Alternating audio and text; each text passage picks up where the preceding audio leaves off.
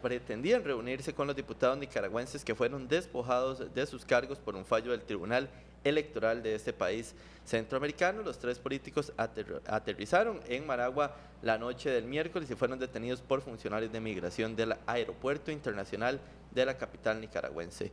Nos metieron presos apenas llegamos, nos metieron en un cuartito de 3,5 metros por 3,5 metros, relató Florido, uno de los deportados. Los cuatro políticos venezolanos informaron que llegaban a Nicaragua para reunirse y solidarizarse con los 28 diputados de la oposición que fueron despojados de sus curules parlamentarias por un fallo del Tribunal Electoral que controla el presidente Daniel Ortega.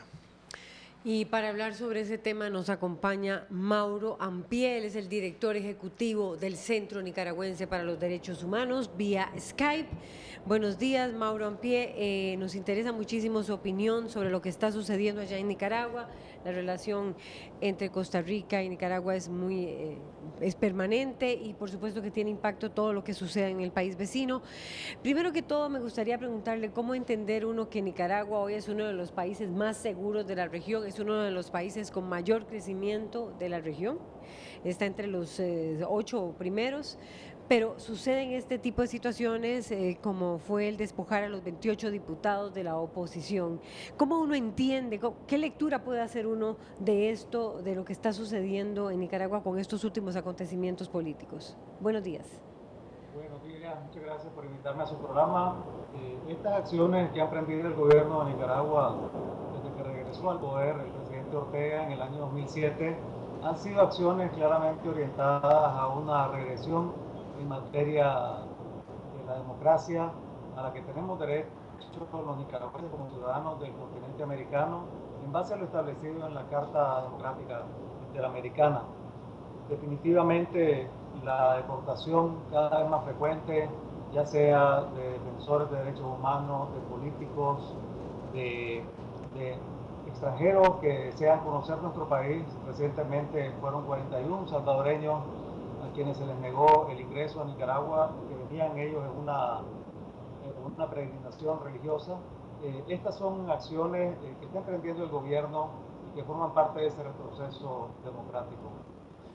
Mauro Ampie, director ejecutivo del Centro Nicaragüense para los Derechos Humanos. Dos consultas tal vez muy concretas. Una, ¿consideran ustedes que con las últimas decisiones que ha tomado el presidente Ortega existe una dictadura ya en Nicaragua o camino a una dictadura que se establezca? Y lo otro, si hay violación de los derechos humanos con lo que ha estado sucediendo también en el país vecino.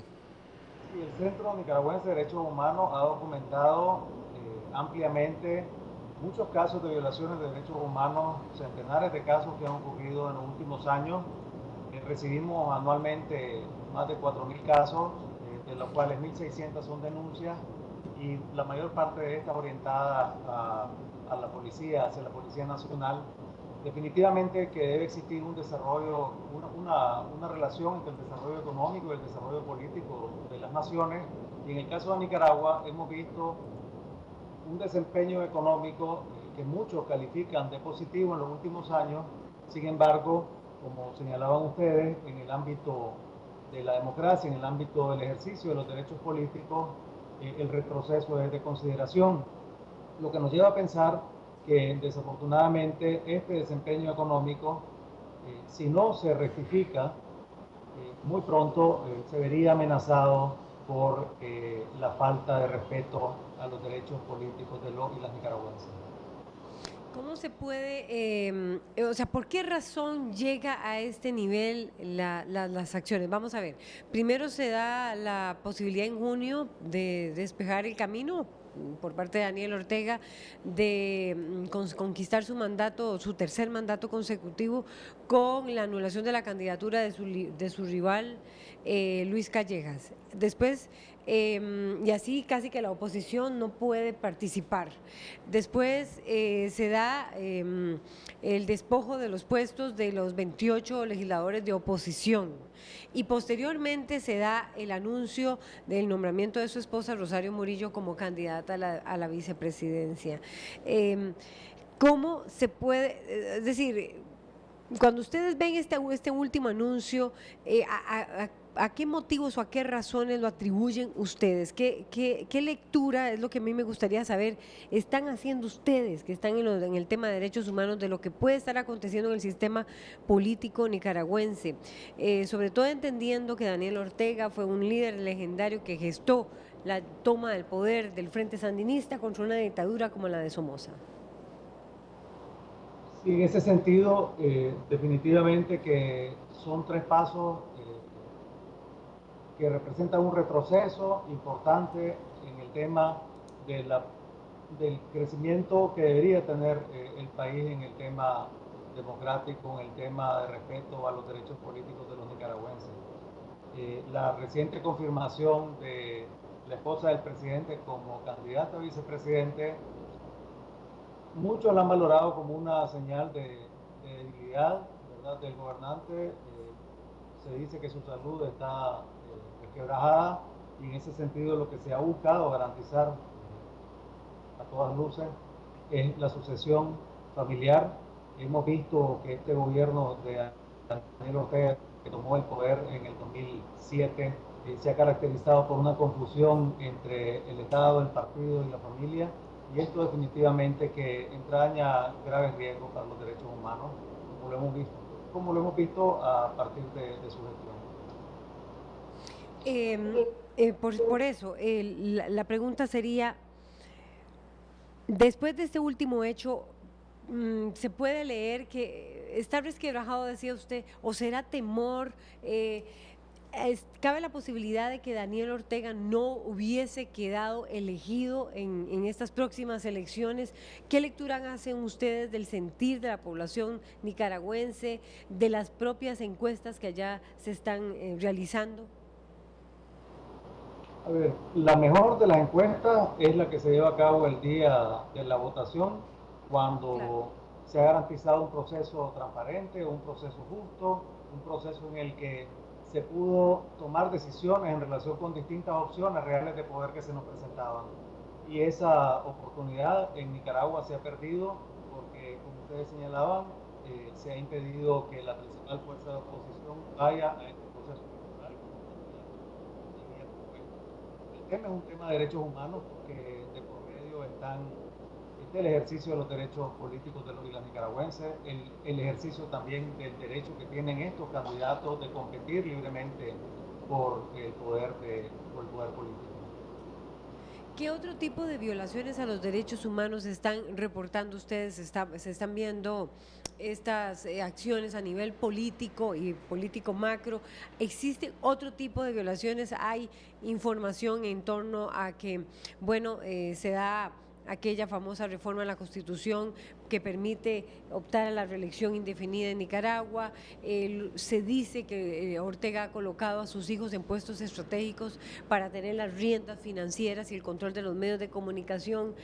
¿Cuáles son esas otras denuncias que recibe este Centro de Derechos Humanos que usted lidera, que se están dando en Nicaragua? El Centro Nicaragüense de Derechos Humanos también recibe denuncias que están muy vinculadas con el proyecto económico que está impulsando el gobierno desde hace años, un proyecto que apunta hacia alcanzar cierto desarrollo, pero con mucha inequidad, con una gran brecha entre quienes más tienen y quienes nada tienen, y en ese sentido hemos conocido denuncias sobre violaciones gravísimas de derechos humanos que se han dado en el contexto de la respuesta de la gente ante la intención de establecer un modelo extractivista, un modelo la condena.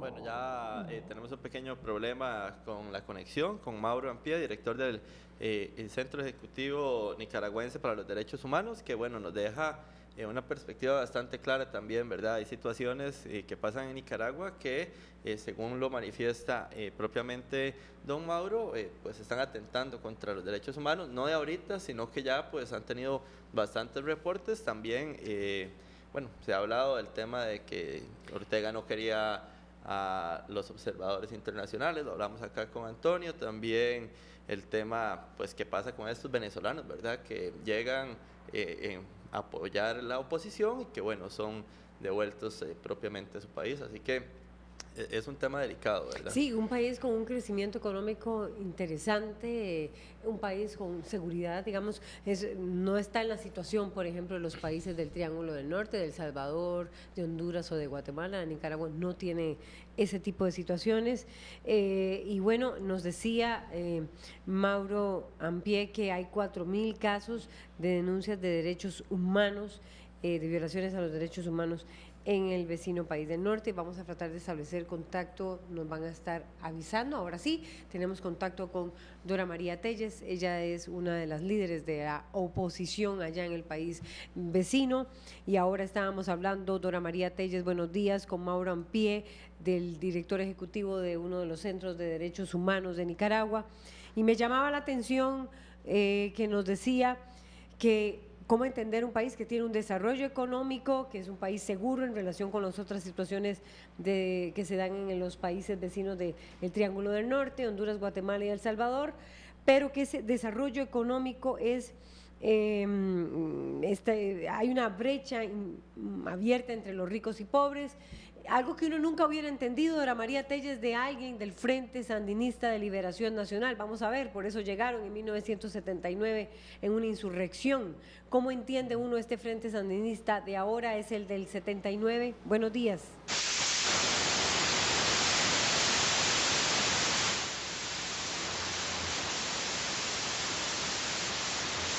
Tenemos problemas con el audio, vamos a tratar de establecer de nuevo contacto con Dora María Telles para poder tener otra perspectiva, una visión de lo que está aconteciendo allá. Sí, saber qué va a seguir haciendo la oposición de ahora en adelante, ¿verdad? Porque realmente se ha mostrado un poder importante por parte de Daniel Ortega. Ahora hay que saber cuáles pueden ser las movidas, las jugadas, ¿verdad?, que tenga la oposición.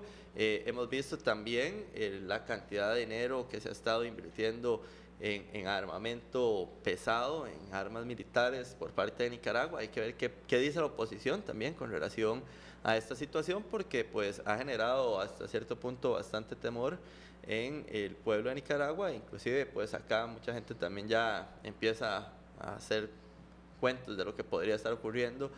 Y entonces es importante, en nuestro país ya existen réplicas de lo que ha estado sucediendo en Nicaragua, ya lo vimos en el primer poder de la República, la semana anterior, cuando los diputados discutían una moción de censura por lo que había ocurrido con Nicaragua, 15 diputados pues se ponen a favor de lo que ha pasado en Nicaragua, o por lo menos deciden no votar esta moción, y entonces realmente es algo que involucra a dos países, nos empieza a involucrar.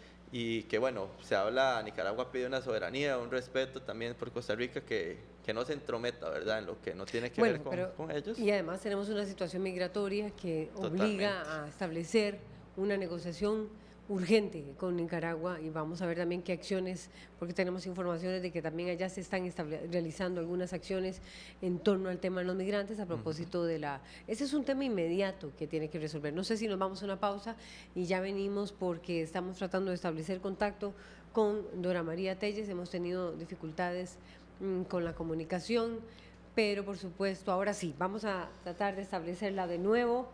En contacto con la líder opositora, Dora María Telles. Creo que escuchó usted mi pregunta inicial sobre el Frente Sandinista, sobre un país que tiene desarrollo económico, que está creciendo, uno de los de América Latina que puntea, sobre un país que es más seguro que otros en el área centroamericana, pero que la situación política refleja otra cosa, y uno se pregunta si ese desarrollo económico, que era lo que buscaba mucho el Frente Sandinista, ese Frente Sandinista del 79 es el mismo de ahora. Buenos días, Dora María. Buenos días, muchas gracias por esta oportunidad. En realidad, el Frente Sandinista actual ya no existe.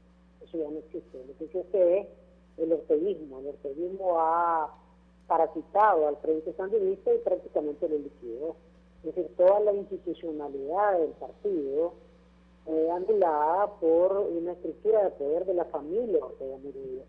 Por eso es que lo que estamos viendo actualmente es que Daniel Ortega y su esposa son los candidatos a presidente y vicepresidente. Es decir, lo que nos están mostrando con toda claridad ya es una dinastía que tiene una maquinaria política y tiene una maquinaria política que ha ocupado los poderes del Estado.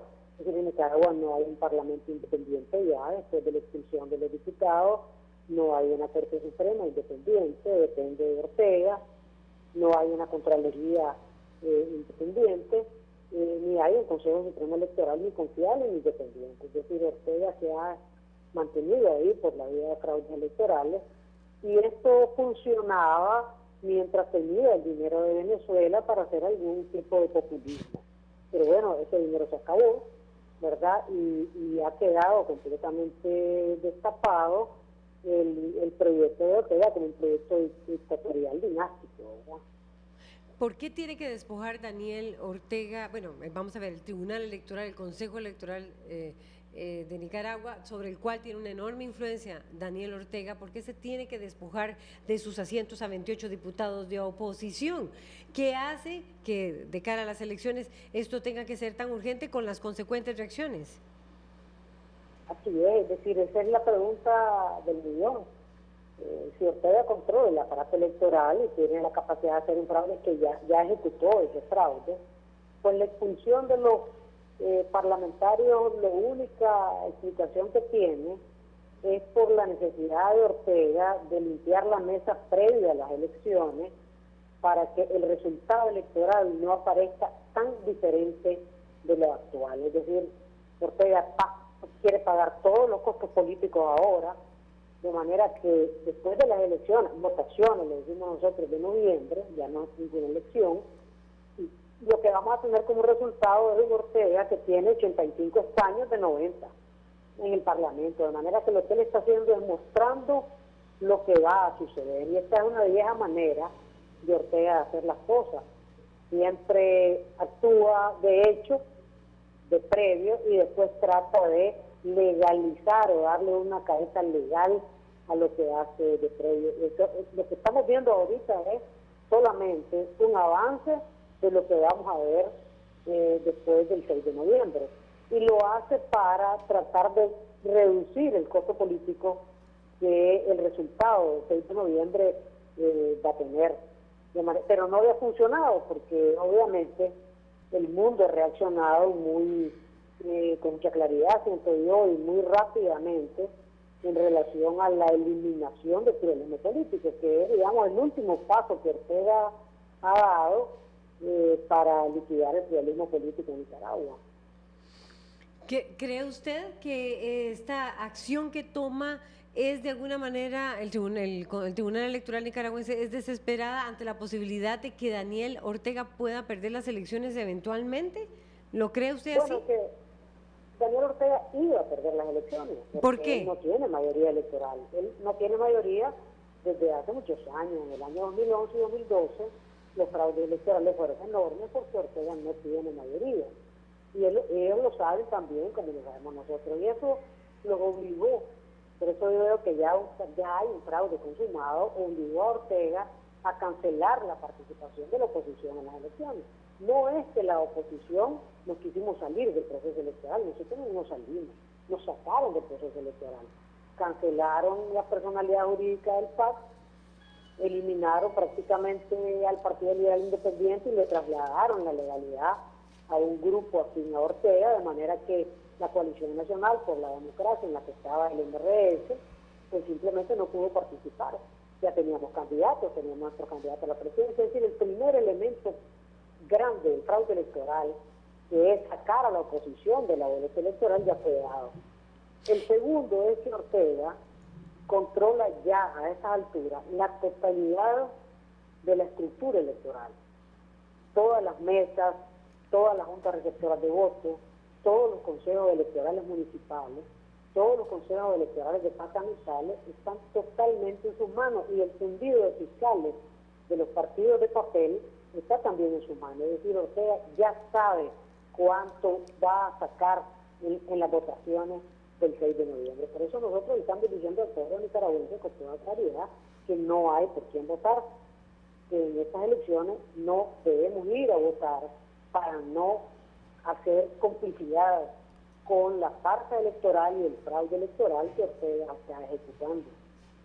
Dora María Telles, líder de la oposición, ¿cómo puede uno entender que un país que está ya logrando un desarrollo económico, ¿verdad? Nicaragua era uno de los países que había tenido serias dificultades en su situación de pobreza, etcétera, hoy logra un desarrollo económico interesante y que su pueblo no esté apoyando a ese candidato que de alguna manera podría ser, desde 2007 está Daniel Ortega allí, podría ser a quien considerarían responsable de ese auge económico? ¿Cómo puede uno entender eso? Porque el modelo de poder del orteguismo es un modelo de poder muy lesivo a la ciudadanía. Voy a ponerle un ejemplo. Es decir, un nicaragüense quiere sacar un certificado de extinción de un pariente que se le murió y tiene que ir a conseguir una carta del secretario político del Frente Sandinista en el barrio. Y un joven quiere conseguir una beca para hacer un estudio técnico, pues tiene que llevar una carta, un aval de la Juventud Sandinista de su sector o de su centro de estudio.